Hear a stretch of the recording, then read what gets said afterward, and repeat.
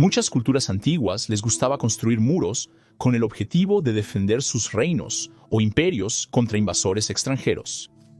El ejemplo más impresionante es muy probablemente la muralla china, la cual en realidad es una serie de diferentes muros que fueron construidos a lo largo de varias etapas de los reinos y el imperio chino. Las primeras partes se construyeron tan temprano como el siglo V a.C., mientras que las últimas partes se construyeron tan tarde como a principios o mediados del siglo XVII d.C. Pero hay muchos otros ejemplos de largas murallas de fortificación. Los sumerios ya construyeron una muralla de 100 millas de largo en el siglo XXI a.C., hace 4.000 años. Incluso los persas construyeron una muralla alrededor del siglo V d.C., que se extendía por más de 120 millas o 200 kilómetros, que llegó a ser conocida como la Gran Muralla de Gorgón. Estoy seguro de que hay muchos más ejemplos de impresionantes murallas de fortificación de la antigüedad, pero enumerarlas todas probablemente tomaría un video completo. Y por eso no es de extrañar que a los romanos también les gustara construir grandes murallas. Algunas de las más famosas son probablemente la muralla de Adriano, en el norte de Gran Bretaña, construida por orden del emperador Adriano, a partir del año 122 d.C. Y también está la menos conocida muralla antonina, comenzada por orden del emperador Antonino en el año 142 d.C. Luego también está el limes romano en la actual Alemania suroeste, que estrictamente hablando no era una muralla, sino una serie de zanjas, terraplenes, secciones de muralla, torres de vigilancia y fuertes legionarios, extendiéndose a lo largo de unos 180 kilómetros. Y por supuesto, los romanos construyeron murallas de ciudad muy impresionantes, como las imponentes murallas aurelianas de Roma, que aún se mantienen en pie en muchas partes de la ciudad hasta el día de hoy. Y por supuesto, las casi inexpugnables murallas teodosianas de Constantinopla, que habían convertido a Constantinopla en un increíble baluarte de una ciudad, permitiéndole ser defendida con éxito contra muchos invasores. Pero una fortificación romana, una muralla que ha sido casi completamente olvidada, es la muralla anastasiana. Si te encuentras en Turquía y conduces unos 65 kilómetros o 40 millas al oeste de Estambul, entonces encontrarás, especialmente hacia la costa del Mar Negro, restos bastante bien conservados de una muralla que debió haber sido bastante impresionante en su apogeo. En su apogeo, esta muralla presumía de una longitud total de 56 kilómetros o 35 millas, tenía un grosor de 3.3 metros o 11 pies y una altura promedio de 5 metros o 16 pies. Para poner esto en perspectiva, esto era aproximadamente la mitad de la longitud del muro de Adriano, pero era 1 metro o 3 pies más grueso y más de 1 metro o 3 pies más alto que el muro de Adriano. Según Procopio, se tardaba 2 días en viajar de un extremo de la muralla anastasiana al otro. En su parte superior había un pasillo continuo equipado en ambos lados, con almenas que servían como parapetos. Frente a la muralla, se excavó una zanja en el lado del enemigo, como obstáculo para las fuerzas que se acercaban. Al igual que las antiguas murallas de Constantinopla, la muralla tenía torres colocadas a intervalos regulares, y estas torres tenían una base rectangular o pentagonal. La estructura misma fue construida con capas de ladrillos y piedras dispuestas regularmente. Pequeñas fortalezas estaban espaciadas a 3.5 kilómetros de distancia a lo largo de toda la muralla y albergaban las unidades de guardia. En el sector central de la muralla, también había un gran fuerte que medía 250 por 300 metros. Así que estamos hablando de una muralla fortificada, bastante formidable, que podría rivalizar incluso con las murallas más impresionantes que los romanos habían construido en su apogeo y ahora a algo diferente. ¿Pero cuándo se construyó esta muralla? Bueno, como el nombre lo indica, muy probablemente durante el reinado del emperador Anastasio I. Algunos incluso creen que secciones de la muralla podrían haber sido construidas antes de eso en la Vita de San Daniel, el estilita de la época del emperador Leo I, así como en un fragmento de la obra histórica del historiador Malco del siglo V tardío. También se menciona una muralla larga. Sin embargo, en la antigüedad, existían varias estructuras de este tipo mucho antes, como la famosa muralla defensiva de las instalaciones portuarias de Atenas en el Pireo y Falerón. La península de Gallipoli estaba protegida del continente por una muralla defensiva, conocida como la muralla de Chersonesus, que ya se construyó a finales del siglo VI a.C., bajo Miltiades el Viejo. Es probable que las referencias en la Vita de Daniel y por Malchus se refieran a esta estructura previamente existente. Constantinopla fue atacada y asediada varias veces en el siglo V, pero las fuentes contemporáneas no mencionaron las murallas periféricas.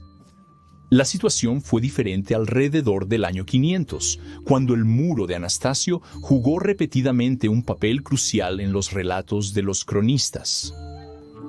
Las investigaciones arqueológicas han demostrado claramente que este muro data de la época de Anastasio. Anastasio disolvió la diócesis de Tracia y colocó el área entre el muro y Constantinopla bajo la autoridad de 2 vicarios, funcionarios de la administración civil, que estaban subordinados al praefectus to praetorio orientis. Sin embargo, la división de supervisión entre los 2 vicarios no resultó exitosa a largo plazo, ya que en 535 Justiniano estableció el cargo de un praetor Justinianus en Tracia, terminando nuevamente el cargo de los 2 vicarios, poco después de que Anastasio lo hubiera establecido.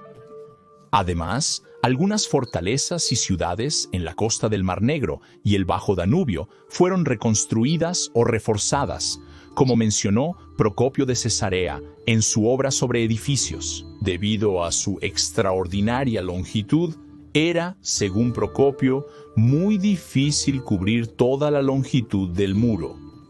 Por esta razón, elogió al emperador Justiniano en su obra por haber fortalecido las fuerzas de guardia.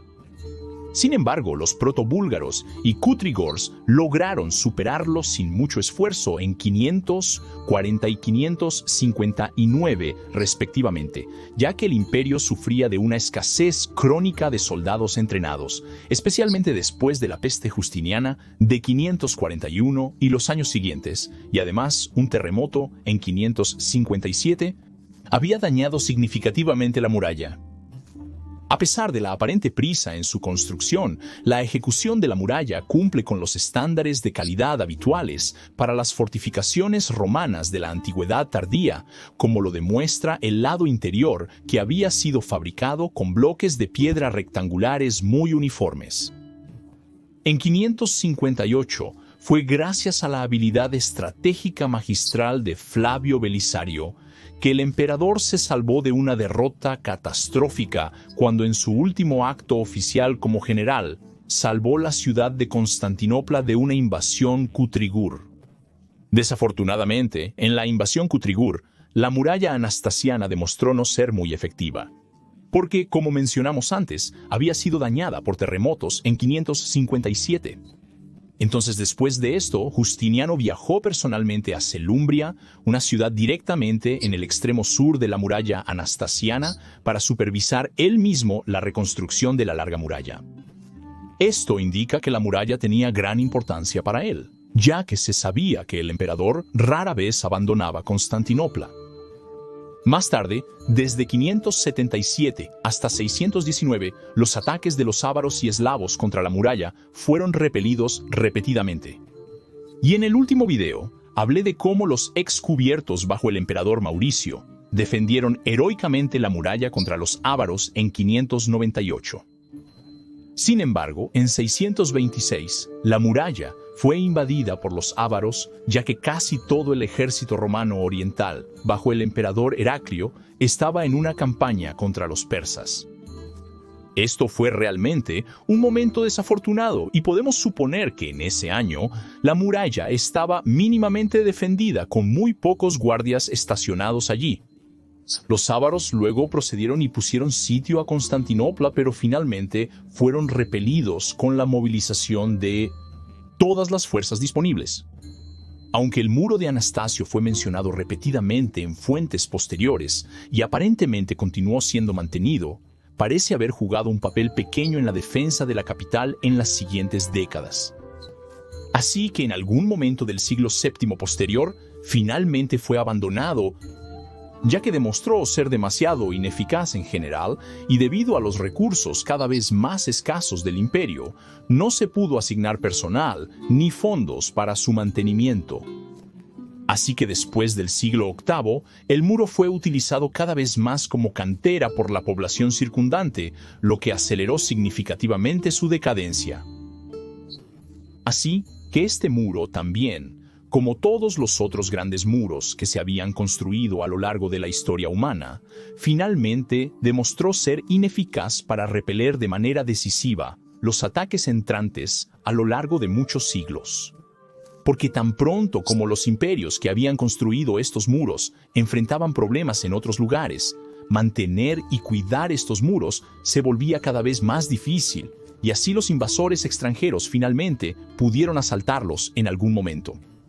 Y sin embargo, el muro anastasiano permanece hasta el día de hoy como un testimonio del poder y la ingeniosidad de los romanos del Este, y sus impresionantes habilidades defensivas rivalizan en su escala y precisión, incluso con las obras de construcción de los antiguos romanos siglos antes que ellos. ¿Quieres aprender más sobre los excubitors y su épica lucha para defender la muralla anastasiana? Puedes ver este video en la esquina superior derecha. Pero si quieres aprender por qué el Imperio Romano de Oriente sobrevivió mucho más tiempo que el de Occidente, puedes ver el otro video en la esquina inferior derecha. Agradezco nuevamente a los amigos de la historia romana. Gracias Tibiago y Benevalete.